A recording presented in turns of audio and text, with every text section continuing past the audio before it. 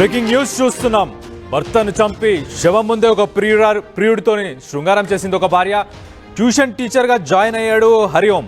పిల్లలకి చదువు చెప్తానంటూ చెప్పి ఇంటికి వచ్చాడు. ఇంటికి వచ్చిన తర్వాత భర్త లేని సమయంలో సోను లేని సమయంలో స్మిత తన భార్య స్మితతోని హరిఓం ఒక వివాహేతర సంబంధం పెట్టుకున్నాడు.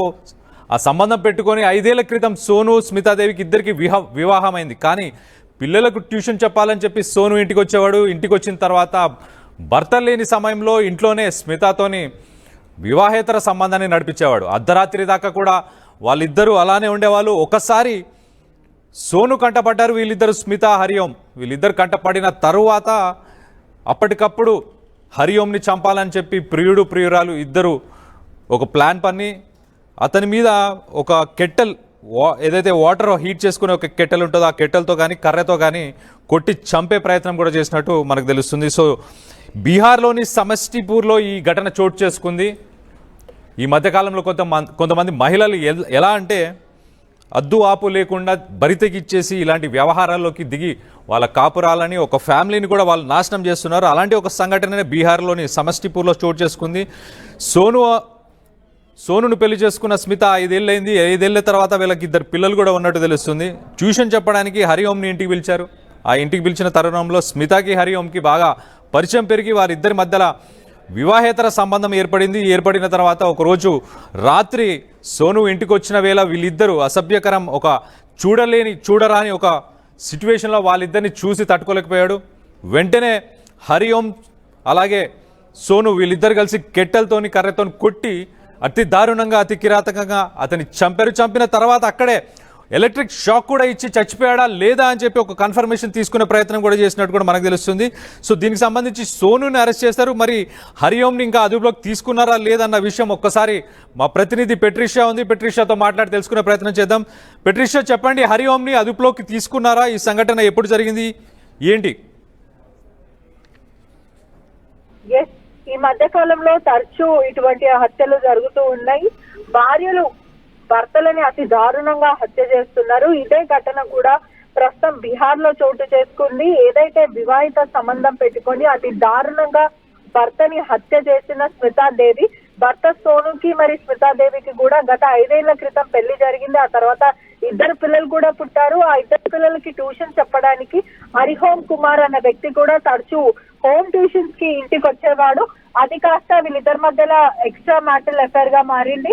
భర్త లేని సమయంలో అంటే సోను కుమార్ అన్న వ్యక్తి రిక్షా డ్రైవర్ అని కూడా తెలుస్తుంది. అతను ఇంట్లో లేని ఆ టైంలో ఆ సమయం చూసుకొని ఎవరైతే హరిఓం కుమార్ ఉన్నారో అతను ఇంటికి రావడము, వీళ్ళిద్దరు కూడా ఇద్దరు ఏకాంత వేళలో ఉన్న సమయంలో భర్త రెడ్ హ్యాండెడ్ గా వీళ్ళని చూడడము, సెక్షువల్లీ ఉన్న టైంలో వీళ్ళని నిలదీసి మరి ఒకవైపు భర్త క్షణిక ఆవేశంలో హరిఓం పైన దాడి చేసే ప్రయత్నం చేశారు. ఈ క్రమంలోనే హరిఓం పెద్ద లట్టు కట్ట ఏదైతే స్ట్రాంగ్ కట్టు ఉంటుందో అటువంటి కట్టతో కూడా తలపైన బాధాడని కూడా తెలుస్తుంది. ఈ క్రమంలోనే అతను అన్కాన్షియస్ అయ్యి అక్కడనే కింద కొలాప్స్ అయి పడిపోయాడు. ఈ సమయంలో భార్య చంపేద్దాం, మన ఇద్దరం కలిసి ఉండాలి అని అంటే ఇతను అడ్డు తొలగించుకుందామంటూ కూడా ఎవరైతే హరిఓం బాయ్ ఫ్రెండ్ ఉన్నాడో అతనికి చెప్పడం జరిగింది. హరిఓం కూడా ఏదైతే కరెంట్ వైర్ ఉంటుందో ఆ వైర్ తోని గొంతు నిమిలి ఆ తర్వాత చనిపోతాడో లేదంటే మళ్ళీ బ్రతికి మన పైన కేసు పెడతాడేమో అని అనుమానం వ్యక్తం చేసి అతి దారుణంగా కరెంట్ షాక్ ఇచ్చి మరీ చనిపోయారు. అయితే హరిఓం ఒకవైపు సోనుని చంపిన తర్వాత స్మితాదేవి ఇంకా హరిఓం కూడా శవం ముందు కూడా అసభ్యంగా ఒకవైపు భర్తని చంపేసి అగ్నిసాక్షిగా పెళ్లాడిన భర్తని అతి దారుణంగా బాయ్ ఫ్రెండ్ కోసం హతమార్చి భర్త శవం ముందే వీళ్ళు శృంగారం చేశారని కూడా తెలుస్తుంది. ఇది కూడా పోలీస్ ఇన్వెస్టిగేషన్ లో వీళ్ళే బయట పెట్టడము, సీన్ రీక్రియేట్ చేసిన సమయంలో కూడా వీళ్ళు విస్తుపోయే నిజాలు చెప్పడం, భర్తను ఎట్లా హతమార్చారు, అదే కాకుండా వీళ్ళు ఎప్పటి నుంచి కలిసి ఉంటున్నారు ఇదంతా చెప్పడం జరిగింది. ఈ క్రమంలోనే పోలీసులు భార్యను అదుపులోకి తీసుకున్నారు. కానీ హరిఓం మాత్రం ప్రస్తుతం అబ్స్కాండింగ్ అని తెలుస్తుంది. ఏదైతే హత్య చేసిన తర్వాత కరెంట్ షాక్ ఇచ్చిన తర్వాత భర్త కరెంట్ షాక్ తో చనిపోయాడు. కరెంట్ షాక్ తగిలి చనిపోయాడంటూ కూడా ఇలా తప్పుదోవ పట్టించే ప్రయత్నం, కుటుంబాన్ని నమ్మిపించే ప్రయత్నం. కానీ ఎవరైతే చనిపోయిన వ్యక్తి సోను కుమార్ తండ్రి ఉన్నాడో అతను అనుమానం వ్యక్తం చేశారు. ప్రతి దగ్గర రక్తపు గాయాలు కనిపిస్తున్నాయి, నాకు అనుమానం ఉంది భార్య పైన అంటూ కూడా పోలీస్ స్టేషన్ లో కంప్లైంట్ ఇవ్వడం జరిగింది.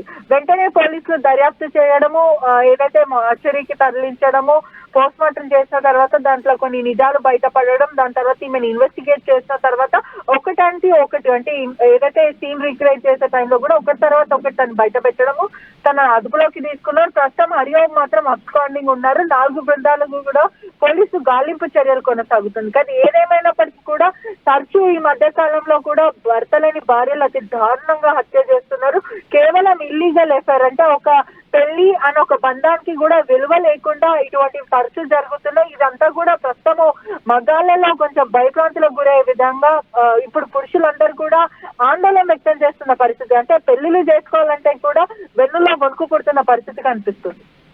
Right thanks for the update Patricia. So మనం చూస్తే యూపీలోని సమష్టిపూర్కి సంబంధించిన జిల్లాలో ఈ దారుణం చోటు చేసుకుంది.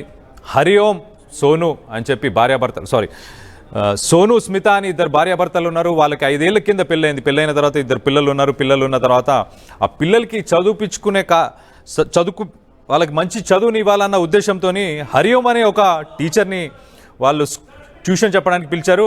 ఆ హరిఓం వచ్చి సోనుతో ఒక రిలేషన్ బిల్డ్ చేసుకొని ఒక అక్రమ సంబంధాన్ని కూడా ఆయన ఏర్పరచుకొని అలా గడుస్తుంది. కొంతకాలం గడుస్తున్న సమయంలో సోను ఒకరోజు సడన్గా ఇంటికి అర్ధరాత్రి తను ఒక ఆటో నడుపుకుంటాడు. ఆటో నడుపుకునే సోను ఇంటికి వచ్చాడు. ఇంటికి వచ్చిన తర్వాత వాళ్ళిద్దరిని ఒక అసభ్యకరమైన పరిస్థితిలో వాళ్ళని చూడాల్సి వచ్చింది. చూసిన వెంటనే సోను కానీ హరిఓం వీళ్ళిద్దరు స్మిత హరిఓం వీళ్ళిద్దరు సోనుని అప్పటికప్పుడు ఒక ఎలక్ట్రిక్ కెట్టెల్ తీసుకొని ఆయన అక్కడికక్కడే కర్రలతో కొట్టి చంపారు. చంపిన తర్వాత కూడా వాళ్ళు మళ్ళీ ఆ రిలేషన్ని అలానే ఆ రాత్రి అంతా గడిపినట్టు కూడా తెలుస్తుంది. దాని తర్వాత వాళ్ళు తను చనిపోయాడా లేదా కన్ఫర్మేషన్ కోసం అతనికి ఎలక్ట్రిక్ షాక్ ఇప్పించి మళ్ళీ ఒకసారి చంపే ప్రయత్నం కూడా చేసినట్టు తెలిసింది. సో